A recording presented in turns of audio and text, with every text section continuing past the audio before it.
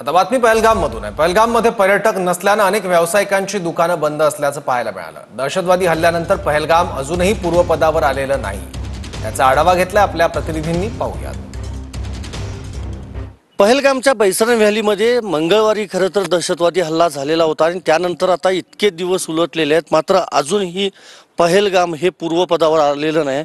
आज खरं तर रविवारचा दिवस आहे, पण तरीही आपण पाहतोय 10 वाजून गेलेले आहेत जवळपास, पण अजूनही दुकानं जी आहेत ती उघडण्यात आलेली नाहीत। बरेचसे व्यावसायिक हे दुकानं उघडण्याच्या मनस्थितीतच नाहीत, मात्र काही दुकानं ही उघडलेली आहेत। मग त्यामध्ये हॉटेल्स, रेस्टॉरंट्स असतील किंवा ती पलीकडे आर्ट सोसायटी दिसते, म्हणजे छोटे व्यावसायिक जे आहेत त्यांनी काही प्रमाणामध्ये दुकानं उघडलेली आहेत। खरं तर काश्मीर हे प्रसिद्ध आहे, त्या ओळखलं जातं ड्रायफ्रूटसाठी आणि त्याचं हे दुकान आहे।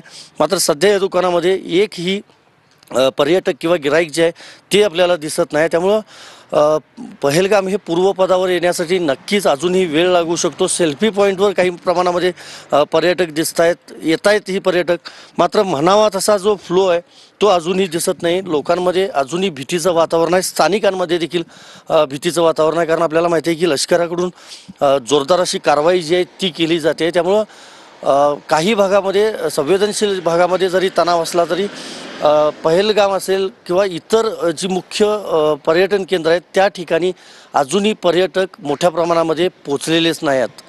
व्हिडिओ जर्नलिस्ट विनोद कुमारसह मी संदीप राजगोळकर, TV9 मराठी, पहलगाम।